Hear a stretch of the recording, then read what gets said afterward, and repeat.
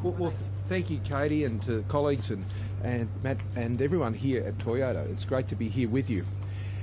It's exciting times because Australia is reopening, and just to see the feeling on the ground here in Melbourne is just tremendous. Looking forward to spending a few more days here as well. And this is a really great time. You know, Victoria and Melbourne in particular has done it the hardest through this pandemic, and I want to thank everybody in Melbourne in particular, but right across Victoria, for the way that you've pushed through. And it's just so great to see Victoria reopening, New South Wales reopening, our borders reopening, and it's really put a spring in everybody's step. We've coming through this pandemic, because the pandemic's not over yet, but I've got to say we've come through this with one of the strongest economies in the world, with one of the lowest fatality rates of COVID in the world, and now we're approaching one of the highest vaccination rates in the world. But the big task for us now as a country is to secure our economic recovery, to deal with the challenges that still lie ahead of us. Yes, we've come through this pandemic in a way that few countries have, but we have many challenges now heading into the future. Here in Australia, one of those challenges is the action we're taking on climate change and dealing and responding to the actions that the world is taking in response to climate change. Angus Taylor and I have just come back from overseas from COP26, and there are a variety of responses and they all have impacts for Australia, and it's important that Australia has a clear plan to be able to deal with those. And our plan for securing Australia's economic recovery very much has our pathway to net zero emissions by 2050 at its heart. And that plan is driven by technology, not taxes. It's driven by backing Australians' choices, not putting mandates on them and telling them what to do.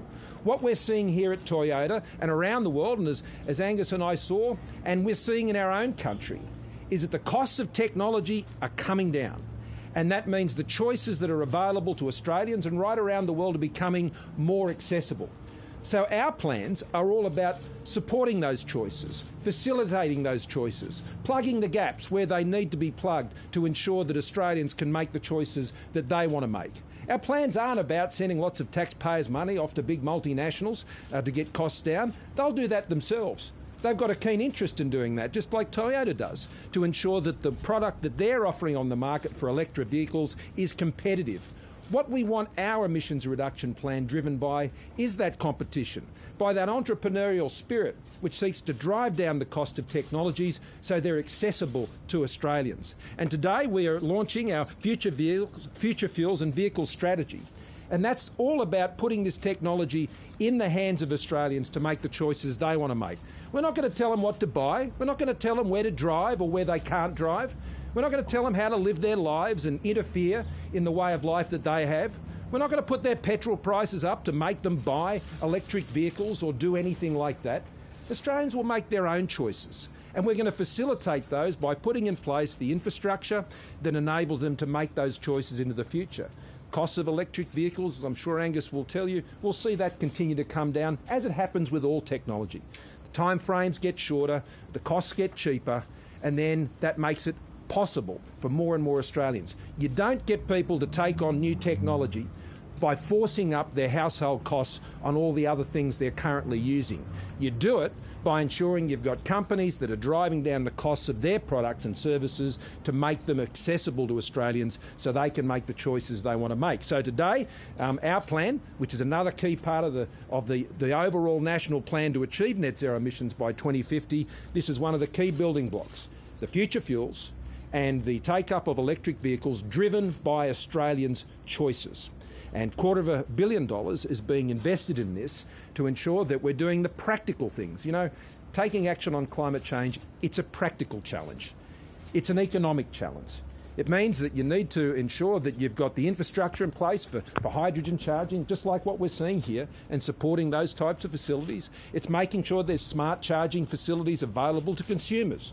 It's making sure that you don't crash the grid when everybody goes in to plug in for their vehicles into the future, which they will be doing more and more of in the future. It's about supporting, whether it's councils, to translate their vehicles into hydrogen-powered vehicles for their waste trucks, or indeed for large commercial fleets or heavy vehicles. Australia has quite specific challenges here.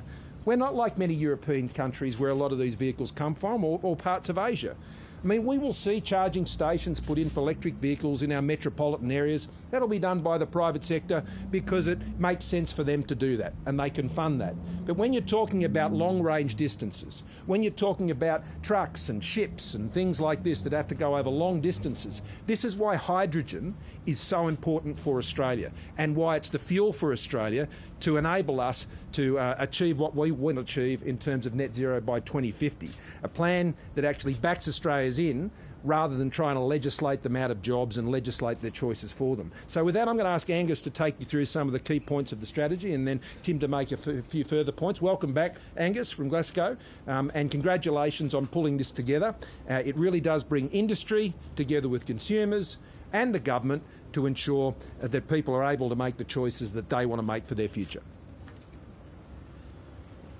Well, thanks, PM. It's great to be back here with Matt. We were here 3 years ago, and Arena put some funding in to get this centre moving, and what we see today is a result of what this whole strategy is about, this Future Fuels and Vehicles strategy, which is partnership between the government doing what it does best, R&D and infrastructure, helping to inform consumers, and the private sector. And of course, this plan is built on the back of those core principles that the PM talked about. Technology, not taxes. Choices, not mandates. A portfolio of technologies. It's not just one. Battery electric vehicles, hybrids, plug-in hybrids, and of course hydrogen vehicles. All of them are part of the mix of technologies that will bring down emissions in our economy, decarbonise our transport systems and provide better products in the process. That is the heart of the strategy, this portfolio of technologies. Now, what we're announcing today, in addition, is an extra $178 million for this Future Fuels and Vehicles strategy on top of the $72 million we've already committed. That's $250 million in total commitment. We expect that to bring forward at least $500 million of total investment when we include private sector investments. And that'll be across a range of areas, informing consumers and making sure they can make their choice based on the best information available, having the supporting infrastructure in place for refuelling and for recharging, making sure that we're integrating with the grid. As the PM said, absolutely essential that we have a grid that works, and there's a special component of this which is focused on smart charging for homes. We know as more and more people charge from home, and about 75% of charging is done from home, it's critical that we have a grid that can cope with it. And so part of this program is about making sure we get smart charging into homes so we can cope with many battery electric vehicles plugging in and charging at the same time. Making sure that we've got the infrastructure in place for heavy vehicles. And this is a crucial part of what needs to be done. We know that will be more weighted towards hydrogen vehicles, and it's crucial that we have that heavy vehicle recharging and refuelling infrastructure in place. Making sure that we've got charging infrastructure at work. We know a significant proportion of people already charge and will in the future charge at work. So all of that infrastructure and integration with the grid essential alongside informing customers and innovating. And part of this strategy is about making sure we're putting Australian companies in the position where they can provide the componentry. We can provide the lithium for the lithium batteries, the other essential critical minerals that are needed to produce these vehicles as the numbers go up. We are already seeing this in action, and the PM talked about the cost of technology coming down.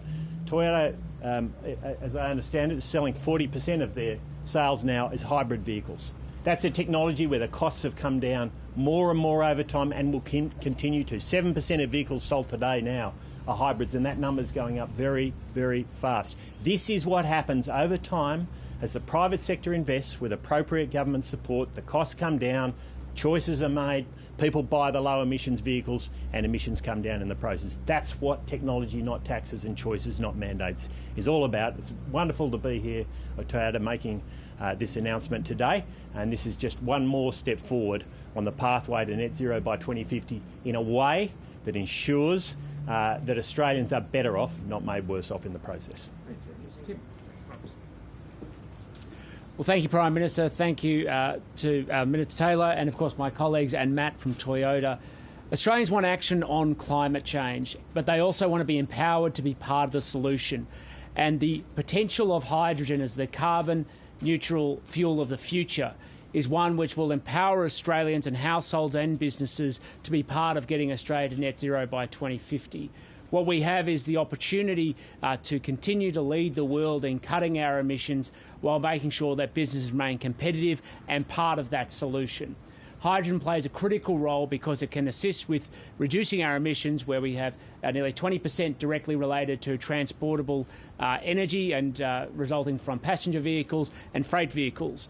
And if we want to get to net zero by 2050, Australian households and business need to be part of that solution, and hydrogen fills that critical gap. It isn't the only technology, of course, exactly as Minister Taylor outlined. Battery vehicles and other types of technologies will evolve, fill that gap too.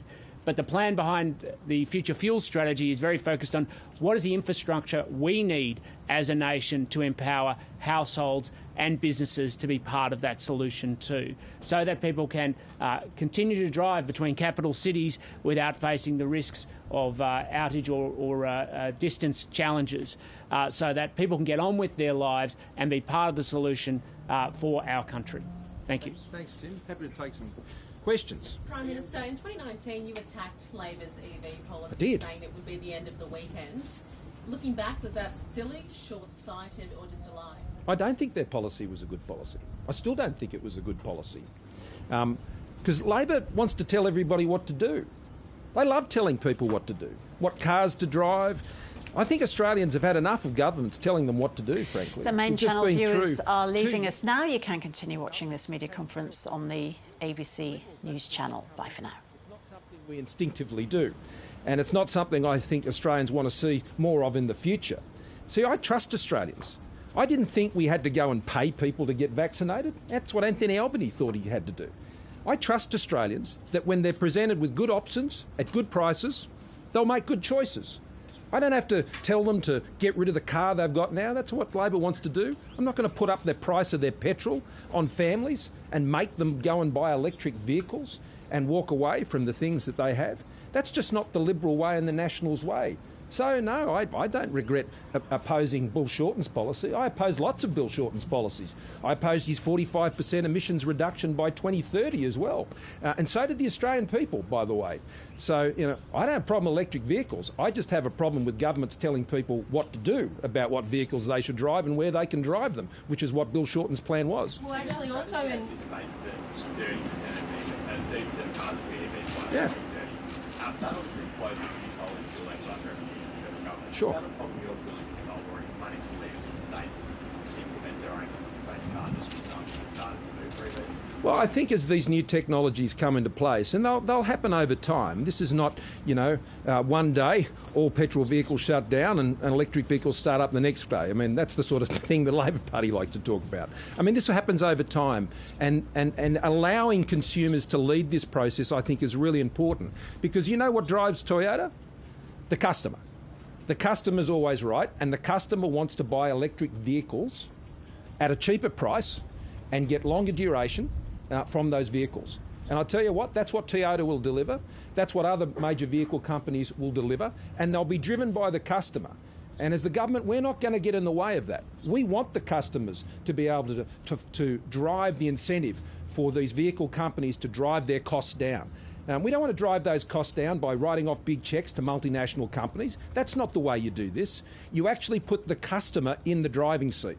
And you say, you're going to drive this, and you're going to drive the companies to get their technology costs down. Now, our vehicle manufacturers around the world have been doing this for a very long time, and they're very good at it. And I have no doubt that they will meet the market and where the market needs to be at. But that will have implications for revenue bases down the track, and I'm sure with many things. That's why I say the challenge of addressing climate change is just not an environmental one. It's a very important environmental challenge. But it's no longer about the if, the when and the why. It's about the how. This is a practical challenge now. This is an economic challenge. And you need a strong economic plan based on the market principles which our economy is based on.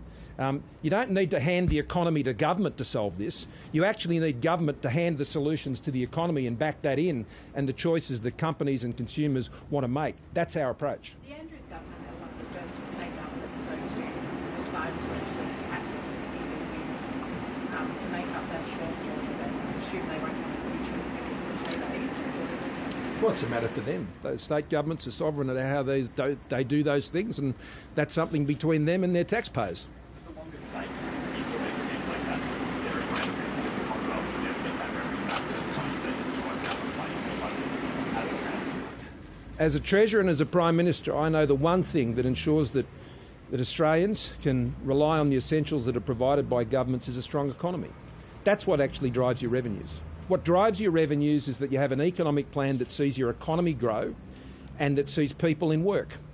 One of the key, well, I'd say it was the key thing that prior to this pandemic, when we brought the budget back into balance, the biggest game changer in bringing the budget back to balance was getting people off welfare and into work. If you've got a strong economy, then you can pay for hospitals. If you've got a strong economy, you can pay for schools. You can guarantee the essentials that Australians rely on. And so our focus, my government's focus, has always been on having strong economic management because that's what underwrites the services that Australians rely on. How can you honestly spruik electric vehicles when you campaigned against them in the last election? But I didn't. That is just a Labor lie. I was against Bill Shorten's mandate policy trying to tell people what to do with their lives, what cars they were supposed to drive and where they could drive them. I don't agree with that. I still don't agree with it. And our policy takes a very different approach. Labor loves interfering in your life. They love telling you what to do. They don't like our plan because it doesn't tax you and doesn't force you to do anything. It doesn't pass laws that try and drive you out of any industries. It actually backs Australians to get this job done because we know they want to get it done. Whether it's, up in the Latrobe Valley or up in the Hunter Valley or in our major cities here in Melbourne or right across the country. Australians are making these changes. We're backing them in, and we're not going to do it in a way that interferes in their lives. We're putting Australians in the driver's seat when it comes to our road to net zero by 2050. Labor wants to tell you what to do.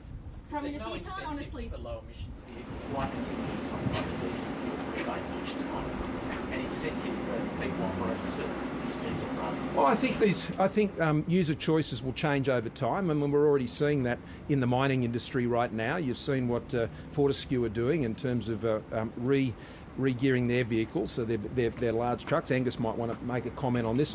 This will continue to happen in industries right around the country, and that will see a change, I suppose, to the use of that rebate over time. But it remains an important part of the system for those, particularly in remote and regional areas and their business models. See, we're not trying to shut anybody down. We're trying to open things up. That's the difference between the Labor Party and the Liberals and Nationals. The Labor Party want to legislate you out of doing things. We just want to support you into the decisions that you want to make. That's the difference. Prime Minister, you can't honestly say you weren't attacking electric vehicles and it was just Bill Shorten's policy. No, I can, because that's true. In 2019 on 2GB, you said, what about all these charging stations? How much is that going to cost? I mean, if you have an electric car and you live in an apartment, are you going to run the extension cord down from your fourth floor window? Yet now, today, you're focusing on infrastructure. So you have to admit it's a fairly big conversion you've made. No, what we're seeing here is a massive change in the technology over the last few years. 3 years Yes, a massive change. There's been a massive change in technology over the last few years, and particularly when it comes to hydrogen. And hydrogen is a big game changer for Australia. Hydrogen is it's a solution for Australia, because some years ago, when the Labor Party was going to force you to go and move to a vehicle for which the technology hadn't arrived at where we are at now and where it will go into the future, they wanted to force your choice and make taxpayers subsidise it. Now, we just had a different view. Technology's moving, it will continue to move forward. Australians will make those decisions. What I'm opposed to is forcing Australians to do things, forcing them out of their jobs. I want to let Australians make their own choices and have policies to support them. Electric vehicles were part of our policies at the last election. They just weren't the Labor Party's policies, because the Labor Party's policies, as I say, they just always want to tell you what to do, because they love telling you what to do. Prime Minister, quickly on a separate issue, access to community car park documents has repeatedly been blocked by your ministers in your department. Why do you object to the public having the details of your car parks? We announced all of our car parks before the last election. All the details are out there.